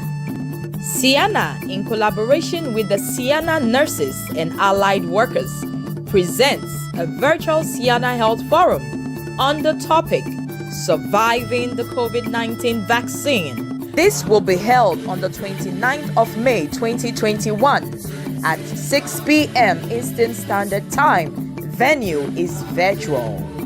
On the panel are Prince Hodogbe, Dr. Prisla Seshi, Prosper Seshi, Grace Agbo, Alice Nyamadi Anan, Empress Yasmin Ahiambla Doche, Ninette Ajimahe, and Ruben Hajide. Your hosts are the prominent Steve Day and Alfred Amuzu. The Zoom link ID is 757-434-4700 and the passcode is 4782. Sienna, move forward with the socio-economic development of the land. Are you 65 years or older? Good news. Illinois has expanded its Medicaid health insurance program to everyone 65 and older, regardless of your immigration status. Need help to apply? Contact United African Organization, UAO, WhatsApp, SMS, IL65 to 773-420-8976. It's true. For most people, your health insurance program increases as you grow older. That's why the state of Illinois has expanded its Medicaid health insurance program to everyone 65 and older, regardless of your immigration status. Need help to apply? Contact United African Organization, UAO, WhatsApp, SMS IL65 to 773-420-8976. If you are 65 years and older, there's one thing we can all agree on. Your health and well-being is important. Whether you are a recent green card holder or retiree, asylee or without paper, you're now eligible for the Illinois Medicaid Health Insurance Program. Need help to apply? Contact United African Organization, WhatsApp, SMS IL65 to 773-420-8976. Documents needed to apply: your proof of ID, your proof of address, and your proof of income.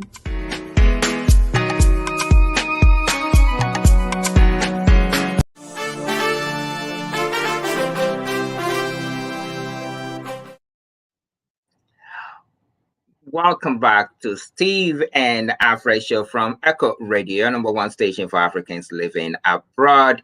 Before we went on the break, the Mauli had something for us. So let's go and read what Mauli Yawa Kujao says. I know Ghana has very good pharmaceutical companies, but obviously, patents patents are a huge issue.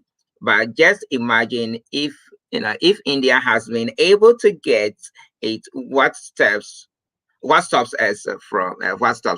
instead of building cathedral? Okay, so that is what building more a house for God. What about what stops us from building? So Mauli, Mauli, thank you for Mauli, very right. Thank you for that comment, Yawa Kujao. Thank you for that. So. Ibrahim, he's Dr. Ibrahim Mohammed, right? Yeah. So he says, according to the health minister, about 3 pharmaceutical companies has been accepted to start manufacturing vaccines, but afraid to question. But afraid the question is, I think it's an Alfred's question. He said, oh, but Alfred is questioning. Alfred's question is, when is it starting? All right. That's Ghana. Okay, thank you so much. Okay, so so Dr. Ford, if you can respond to this Ibrahim, he said Dr. Ibrahim Mohammed, right? Oh no, Ibrahim is not a doctor. But I mean that's an interesting comment. Yeah. About the first one is if India was able to do it, right? Right. That's from Mauli. What stops Ghana from doing it? Right. The Indian vaccine was a sublease from AstraZeneca, right? Okay. So it wasn't like it coming from India. It's actually a section of AstraZeneca in India producing the AstraZeneca vaccine. When it comes to 3 pharmaceutical companies in Ghana producing vaccines, I mean, they're capable of doing it, right? No doubt about it. You can produce. What capacity can you produce? Do you have the technical know-how to do it? Is it going to be quality assured? Are you going to have? You're not going to have any issues with, post vaccination issues. Because a lot of the hesitancy has come from the fact that some of the vaccines were paused. Before that, people were not ready to get it, and then there were issues about people having cardiac issues and things of that nature. So anything that we're going to do in Ghana, first of all, is from Ghana, right? That alone, people will question it. Even J&J, people still question it, right? Because they said it wasn't 95%. So there's a whole lot of things that goes on in that area. And what I would fear is that if we don't make crosses all our T's and dot our I's, and something happens from a vaccine from Ghana, that's it. All the nobody want to take it. You can't force nobody to take it. You know what I mean? Right.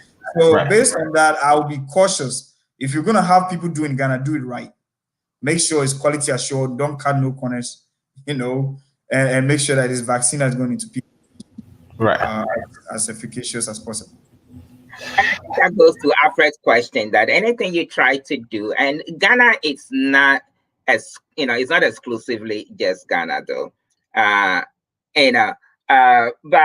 that goes to your presentation earlier that you go to Ghana, and we're talking about Ghana because we are all Ghanaians and we go to Ghana all the time. We know what happens in Ghana. But let's this is a program note that what I'm about to say, it is not exclusive to Ghana. It happens in so many other places, in so many African countries. But Alfred, you made a point that you go to Ghana, anything you want to do, you have to pay someone before you can even begin to want to get it done. So it puts pressure on, let's say you have a contract, you have to pay the 10% before the contract is awarded to you. But you present a contract with the build in that it's going to take this much to execute that contract. But here you are, and you're making all these payments from before you get the contract to when the contract is awarded to you to through when you are executing it and getting payment before you get paid. It's all payments through Adeline. So doesn't that constrict the contractor to be able to deliver quality products? And can that be said about the pharmaceutical company as well? That Dr. Ofori, you say, do it right, don't cut corners. Haven't we created a situation where it does appear that it's almost impossible to do something right in our country?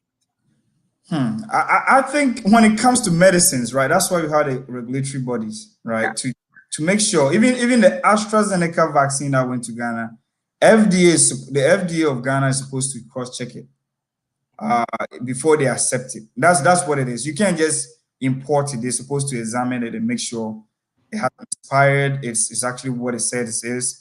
They have to check it. So if you're producing one in Ghana, you have to have the regulatory bodies come in there and make sure that it's the right thing to do. We cannot politicize health. Unfortunately, that's what has happened. Because if you have a lot of the population sick, you know what happens, right? Your economy just goes down, nothing works anymore. So I think we should treat it as a matter of urgency. I don't think we should cut corners when it comes to medication. I used to work in Ghana as a pharmacist. I saw a lot of things that I'm not proud of, when it comes to medications. There were instances where people were selling what do you call them, anti-malaria drugs that had nothing in them. Imagine you had malaria, you're sick, and you took, some medicine, and it has no active ingredient in it. It was just powder, So counterfeit medications in Ghana is a huge thing. Therefore, the ordinary Ghanaian doesn't even know what to trust, right? But then what I'm saying is that the regulation, which is is an arm of the government, should be strong. Make sure that whatever is being produced for people, not just vaccines, it could be infusions, it could be tablets, capsules, whatever is on the market, should be what it is, right? And if the government, if these pharmaceutical companies need help in terms of money, they should ask the government for it so they can support them.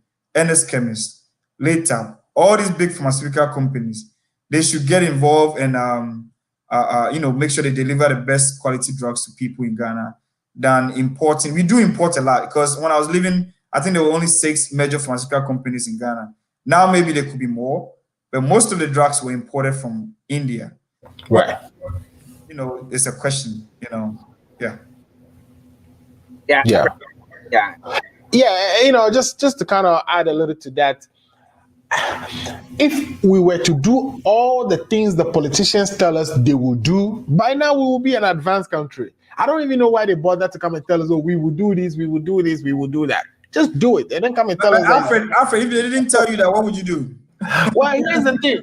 We've been told we are going to have 88 hospitals by this time, last year. We don't have even a single one built. If we had those 88 hospitals, pregnant women wouldn't be carried on. The question becomes when you tell me, show me, right? How are you going to do it? Like, in the US, when a politician stands and says, I want to do this, I want to do that, they usually question, how are you going to do it? Where is the money going to come from? And if it's our taxes, then they're going to probe into it.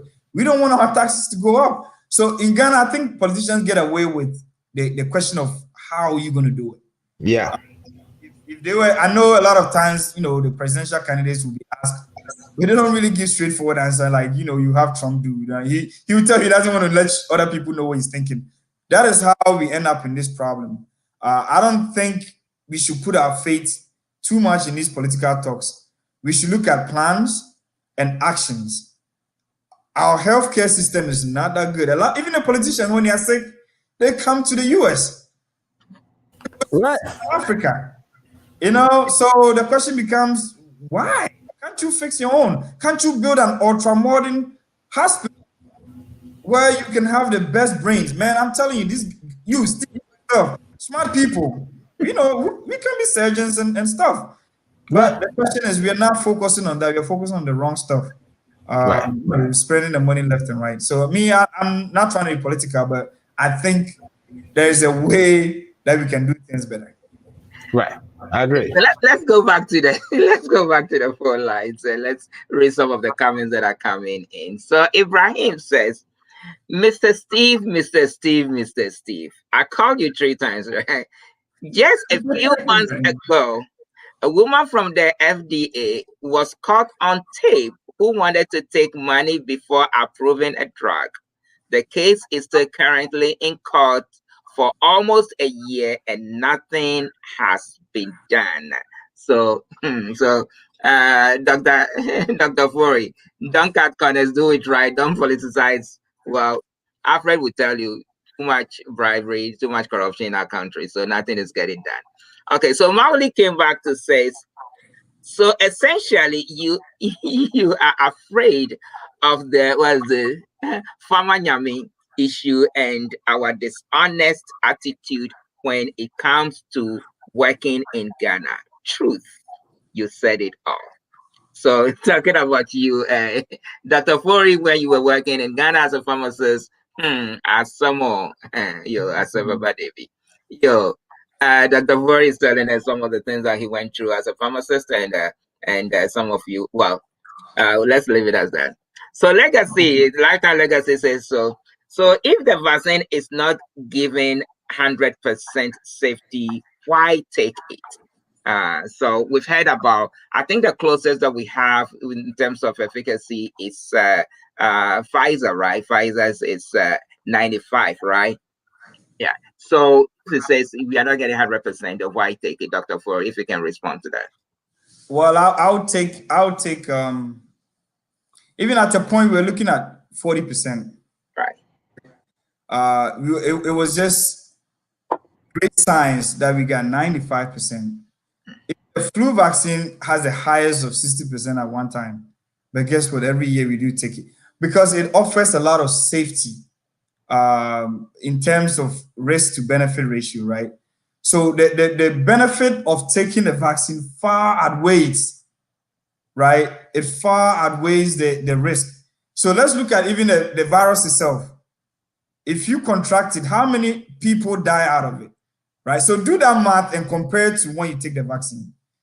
So which one would you prefer, to get a virus and stand about 80% chance of dying if you have certain comorbidities, right? So the chances of actually having a severe function, even long haul effects after contracting COVID, people are still struggling. So all those things are things that I will look at as a risk and benefit, and use that to inform my decision. No vaccine is going to be 100%. There's no doubt out there. We only use herd immunity to kick infections out of our system. Polio, all of that. It's not everybody probably that got vaccinated, but majority did, and therefore by just numbers, the virus just dies out of the system. Because if it doesn't get into you, it doesn't stay, right? So then at a point in time, nobody has it, and that's the end of it. So that's what we're trying to say by getting vaccinated. All right, so Dr. Ford, you've told us about herd immunity, and we've had some other experts to, you know, talked about it, and I think the focus is that if we can just get there, and you have said it several times today, if we can just get there, we can kick this out of the system. So, what is herd immunity? If you can tell us again. All right, so herd immunity is kind of a measurement at the point in time, right? So if you had 100 people in a room, okay, and 80% of them have antibodies, it means they have the soldiers that fight infection, right? So the infection gets to 80% because there's a degree of spread for every virus, right?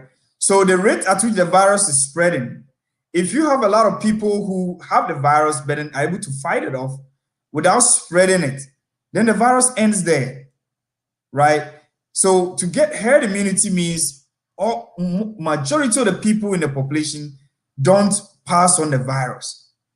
And if you're able to keep that going for some time, the virus has nowhere to go. Right. That's basically what herd immunity means. But if you have more of the people not vaccinated or have immunity against the virus, it has places to jump from, from year to year. So that way it has the ability to replicate, right? They call something the R number or whatever. So that number is going to be higher and you're going to have more people getting the virus. So it's a way to box the virus or the bacteria, whatever it is to keep it in a cage because it cannot move from person to person because of the immune system that you have. All right. Once again, let's welcome over 380 people that have joined us this afternoon or this evening, depending on where you may be joining us from. I would like to welcome all of you. If this is the first time that you're joining the show, we are here every Monday from 5 to 7 p.m. And we deal with a lot of topical issues that could be of benefit to you or that are essentially of benefit to you. And today we have the pleasure of having Dr. Ofori with us today, and we're talking about what else? We're talking about COVID-19. So let's go to Ibrahim. Ibrahim and Mauli, it's on Doc's tail today. I think Ibrahim, really, I think he may be a fan of Alfred because everything he's talking about had to do with Alfred's so bad. He said, okay, so 88 hospitals. Do you believe that? I never did anyway, because even a regional hospital has patients lying on the floor, including a day-old baby. So just imagine. Okay, so let's go to Mauli. Mauli says, it takes 50% even. I would take 50% even from what I know about the disease. So that was in reaction to Lifetime Legacy saying if it is not 100%, why should you take it? Or why should you take it? Okay. So Mauli says if it is 50%, she will take that over the number of efficacies that we'll be talking about. So Ibrahim came back and says, in Ghana, road accident has killed over 1,000 people within 3 months, while COVID has killed lesser within a year. This is the mentality of many Ghanaians. So, Dr. Fori, how do we convince such how do we convince such people? So, Ibrahim, now want to find out from you that road accident is killing so many people than COVID. So how do you convince people that You need to take the vaccine so that you can build the antibodies. And the sooner we all begin to take the vaccine, then we can achieve the herd immunity. And then we can get rid of it by saying there are other situations that are more severe than COVID is. And I think that it is so sad, it is so true though. But if you see the behavior of many Ghanaians, you think that there is no such thing as COVID because they go about life, and they do, the congregating, and I don't think anything has really stopped after a short period of and the exigency that this is serious, we need to do this. But I think nobody really pays attention right now, and so it's a huge problem. So Yeah. what do you say? I, Steve, yeah. before Doc comes in, I've heard musicians in Ghana actually make songs that says they will never take that vaccine. So the whole battle of trying to inform and educate people will be something I'm interested in what Dr. Ofori has to say about that. Yeah, I mean, I understand where Mohammed is coming from, but there's something called baseline mortality, right? So baseline mortality is before COVID, how many people died from car accidents in a year? Probably the 1,000 he's talking about, right? Before COVID, how many people died from heart attack in Ghana? It probably will be 3,000 people, okay? Has that changed? Probably not, right? So the number he's talking about could be the baseline, right? We are so fortunate in terms of when it comes to COVID numbers that at a point we were no travel area, you know that, right? Because Ghana's positivity rate was double digits all the time. Right. We were on category 4, meaning don't travel there. But not because there's not much publication and publicity about where we stand in terms of COVID. There was a lot of misinformation in that regard. So, yes, you do have a point. People are dying from car accidents, but that's just baseline numbers. That's exactly what happened in India. They started jubilating, right? They said they've taken care of COVID and they know COVID. And then when the time came for them to do festivities, everybody went about as if there was nothing wrong.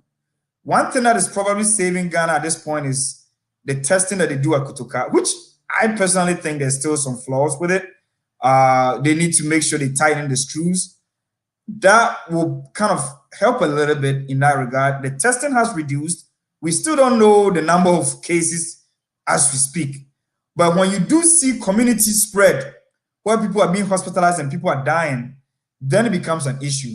We dropped from category 4 to 3. And I probably may be on our way to 2, which is not bad, right? It's good. We don't want anybody to have COVID in Ghana, but at the same time, there's a saying in Akan that if you see that somebody's beard is on fire, you actually get water and put your beard in it, right?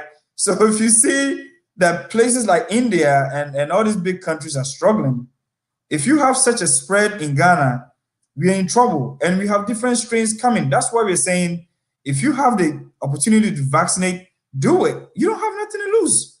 Then I've seen a lot. I've had people that were friends with and they've lost their lives to COVID in Ghana, and so many people have recovered from COVID that never thought they had it in Ghana. Because they were not tested it, first of all, to start with. So it's still there. I understand convincing these people will be very challenging, but we should still keep on, promoting the good information. All right, our good friend Lawrence Dagadu is chiming in from the Dallas, Texas area, and he has a radio program that is, I believe, on every Friday night or so, and another on Saturday morning as well. So we thank Dr. Lawrence Dagadu for joining us this evening from the Dallas, Texas area. So Mauli says, so please, before your nice gentlemen leave, which one which one are we doing in Ghana now? Is it the fix the country, or are we fixing ourselves, or what? Or we think? Have a blessed day, gentlemen. I'm out. So, so what we want to find out, I think this question goes to Alfred. Yes. So what we do for Ghana right now? Is it fix ourselves, fix the country, fix our other, what's going on? Yeah, Mm. I think we are products of our environment. That the leaders that we elect to power usually come from our midst. So again, it is important that we fix ourselves as well as fix the country. So I think we are doing both. It's just that using fix yourself as a response to fix the country is what doesn't help. We definitely know that the Ghanaian need to fix himself. You shouldn't be taking bribe, on top of a contract that I've received. If you are supposed to process my voucher so I can get paid for work I've done for the government, let those processes flow without any palm greasing. If we can stop corruption in Ghana, of course, if we can fix our country, if we can stop the galamsey, if we can, stop the fake promises, and instead of saying we are going to build hospitals that we know definitely we wouldn't build, of course, we will be on a good way to developing and industrializing and providing, all the benefits that come with those things to our people. But without that, yes, we are not going to develop as a country, and the quicker we fix ourselves, the better. So we don't need to fix ourselves, and we do need to fix the country. It almost sounds like when you say fix the country, you are talking to the government. You are saying you are in power. We elected you for a purpose. We ask that you lead us out of this trouble. So do your job. Go ahead and lead us. Otherwise, of course, we need to find a replacement for you. But we can't do that without also fixing ourselves. We, the Right. Ghanaians, contribute to this. So, you see a Ghanaian walking around the market, they eat something, they just throw the dust out there and say somebody else is going to come sweep it. And you can see that nobody else is sweeping it. Our gutters are getting silted. If it rains, houses are getting flooded. So again, help the government fix the country. Help the people we put in power fix the country by fixing yourself. So it's both, to be honest. All right, so I think we ran out of time here, but before we do, I know Ibrahim just sent something. Before we go to Ibrahim's question or comment, Doug, you said something about Kotoka, which is the airport in Ghana, the international airport in Ghana. So you talked about the testing that is going on, but please help me out here. So they asked you to take the COVID test with a negative result 72 hours before you come. You're coming from a developed country like the US, Canada, and the rest of the developed countries. You have gotten, vaccinated, fully vaccinated. When you get into Kotoka, you are compelled to take a test. You pay $150 if you are not a Ghanaian citizen holding a Ghanaian passport. You pay $150, and then you take a test. So what exactly are we trying to achieve here? Is it that necessary? I'm sure Parliament, they're trying to make it political, but you are an apolitical person. So you give us your perspective as to what is right, what is Ghana doing, and is it right for Ghana to continue to do what it's doing? So what I would say is that everybody is battling with this vaccinated, unvaccinated issue, even in the US, because the CDC says we are going to go on the honest code. People will be honest by themselves and not volunteer to go to places, but people are not going to do that, right? So it's basically because of that is why maybe Ghana is being extra cautious, all right, because there's no vaccine passport. And I don't want to play into the conspiracy theory of people thinking you're going to carry your passport around and it's going to have vaccine stamp in it and all of that. But it's coming, because if this becomes something that will tie with the economy, right? Because think about it. If the US is able to get out of this, do you think they'll relax their rules for people to come back in and hold the economy? No. They will put measures in place, and every country is going to do that. So before you travel, just like you do with TB and all these other vaccines, you're going to have to do that. It's not different. It's just that this one has been politicized too much. So for me, the testing at Kotoka International Airport is equally important, because I guess people were bringing fake tests and things through the airports. And some people were paying to get away with it. A whole lot of stuff went on, right? And Alfred will understand that there was some issues with contract with who tests them and at the airport. A whole lot. I don't want to get into that. But what I'm saying is that if we're able to control the influx from outside, and within the community there's spread, of course, we don't even test, like Mohammed is saying. Some places in Ghana the testing is not even efficient. So if we're able to do that and we don't see corresponding increase in numbers in community spread, then maybe we might be at a peak or at a point where we have a baseline, or people are getting okay with COVID, but it's still around because people are still dying from it, you know. So in short, I would say yes, if you're vaccinated, they might still check you at the port, but it's not just to say that they don't understand why you're vaccinated. It's just that they don't have any system to check whether you're vaccinated or not. All right, thank you so much, Dr. Ofori. Before we try to wrap up here, we have a few comments. Alfred, do you want to do us a pleasure in reading some of those comments for us, starting with Ibrahim, talking about testing? Absolutely. So Ibrahim is saying the one before that. We haven't read the one before that.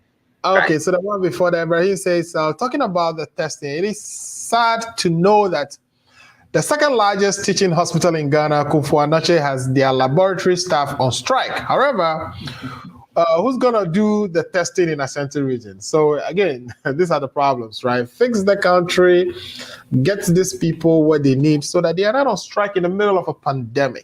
So yes, I agree with you there, Mr. Ibrahim. Ibrahim again says, Alfred, if you be man, don't pay bribe and you go see, say, your parties go pay and leave you behind. And it's very true. So like I said in my presentation, it's like if you think you don't want to pay bribe, they look at you as abnormal. You know, it's the normal thing. You want your money paid to you after you finish the contract. You definitely want to grease somebody's palm so that your voucher can move through the system. Otherwise, it's going to sit in somebody's desk and collect dust. So yes, I agree. But this is a culture we need to change starting from ourselves. And of course, we need a government to put stringent regulations and laws out there and be able to enforce them. The laws alone are not enough. Enough of it in our books, but we need to enforce them. Okay, so then lifestyle legacy against the Ghana people is tribalism. If not, how on earth would Nana Addo become president and still have people defending him? So, you know, we wouldn't say necessarily because, you know, Nana Addo has been voted for widely across the country. So we wouldn't say he was voted just because there was some type of entrenched tribalism in the country. So I disagree with that. I think he's legitimately elected by all of us. And then Akwesi B. Nimo, who's one of our presenters on Akko Radio, he says, more fire, more fire. So I don't know, Dr. Ofori, maybe you are the one speeding the fire today. We really appreciate all the contributions today. And then the last one quickly, and then we would bring the program to an end. Ibrahim Mohammed say, if the system is fixed, it automatically fixes its citizens, period. If there are dustbins close to people, or if you are charged for littering the environment, I doubt if people will continue to do that. So basically, you are right. I agree with that last piece. If we actually enforce the laws and say, hey, you know, you throw dust anywhere you are. Remember when they used to have the town council? Somebody always reminds me of that, where there are, you know, people charged with enforcing cleanliness in the environment, so that when you violate any of, you know, the rules or the regulations, then you get actually punished for it. If that is in place, you know, then you should expect people to go by it. And then the last one he said again is 1992 Constitution is a scam. Do you guys believe that it needs to be amended? Yes, of course, there's been so many different projects to do a constitutional amendment for several years. And so we hope this time around that it takes effect and the two parties and, you know, all the stakeholders can work together and deliver to us an amendment to the Constitution. It's about time that we do that. Even the Constitution itself really has so many mistakes in it. So maybe in trying to amend it, we can fix some of these mistakes. So that would be all the comments we have today. Back to you, Dr. Steve Day. I'm giving you Dr. All right, thank you so much. Yes, today we have Dr. Ofori, so I guess we are all, you know, leaning on his doctorate to do the show. We really appreciate Dr. Ofori, and of course, I must say that we really, really appreciate all those of you who have had the opportunity to comment. We have almost close over 400 people that have joined us today. really appreciate you joining us today, and continue to watch out for the show. We have an announcement for you, though. We have a short announcement for you at the end of it, so don't go anywhere. So we thank you for your comments. So, Dr. Ofori, once again, it's such a pleasure to have you on. You just light up the show, and you can see the flow of comments, and like your depth knowledge about this industry and what it entails, and people really appreciate you when you come on the show. So before we let you go, your final comments, please. I think what I would say is that I mean this is a great platform. Stephen Afresh show, great. I thank everybody that tuned in to watch us to talk about what is really going on in the COVID world. Make sure you protect yourself if you're not vaccinated. If you get opportunity to vaccinate, don't think about it twice because you either get a immunity from the virus itself or you get it from the vaccine. I know the vaccine will protect you, the virus can kill you.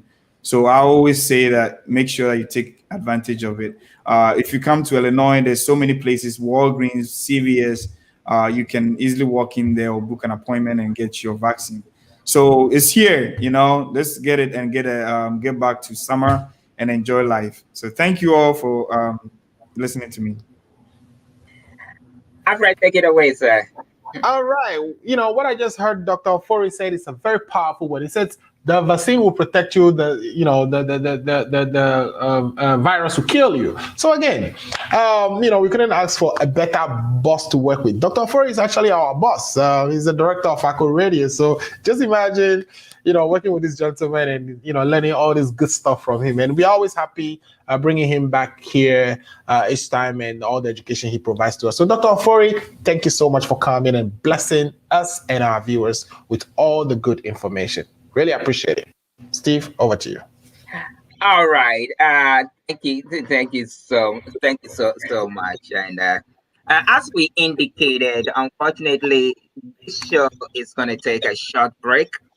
We need to just debrief a little bit and come back as Alfred would always say. We'll come back with more vim so that we can continue to bring you shows like this. So we're going to be taking a short break. So this is going to be our last program for after today. We're taking a short break, and we will be back. We wouldn't be gone for too long. And we, there might be some few other changes that we're working on as well, but we'll keep you posted. We really appreciate all of you joining us every single time when we are on air, not just Stephen Afresh show, Ghana Agenda, and all the other shows that comes on Echo Radio. We're talking about and Power Sports and Titi Obika. Yeah, it, the program liner and Nokosam and what have you. And we really appreciate all of you supporting us throughout this. And so, Alfred, before I end, though, do you have anything you want to say before I end the show, please? I was just going to share this flyer with everybody and remind people again that Sienna is holding Surviving COVID-19 Health Summit on the 29th, which is the coming Saturday. So if you're available, the Zoom number to that is projected on your screen. Please join Sienna, join all of us. It will be hosted by myself and yourself, Steve, Honorable, and we're looking forward to have you all join us so we can continue this conversation. So what you heard today is just, a scratch in the face of what we'll be discussing on that summit, and we would like for you to join us and bring all your questions just like you've done today. Thank you so much, Steve. All right, thank you, Alfred, and once again, let me say thank you all for joining us. And as I always say, please take care of yourself and of each other. We'll be back after a short break. After a short break, it might take just about a few weeks or so, but we'll keep you posted. We also need to go enjoy the summer a little bit. It is getting nice out there. We need to, do some family stuff a little bit, and we'll be right back. But once again, really appreciate all of you, especially the over 380 people that join us today. We really appreciate all of you joining us. And but please go to our page, which is Stephen Afresh Show, or go to the Echo Radio, or go to any of our social medias and like our page, and so that you can also subscribe and follow us as well, so that anytime we are air, you get an instant notification, so that you can join us to join us as we bring you very enriched programs week in, week out. So once again, thank you all for joining us. We hope that you can join us the next time we're back on air at the same time, same place, most likely. But we'll keep you posted. As always, take care of yourselves and of each other. I am yours truly, Steve, signing off from the Echo Studio here. Take care of yourself. Peace. We out.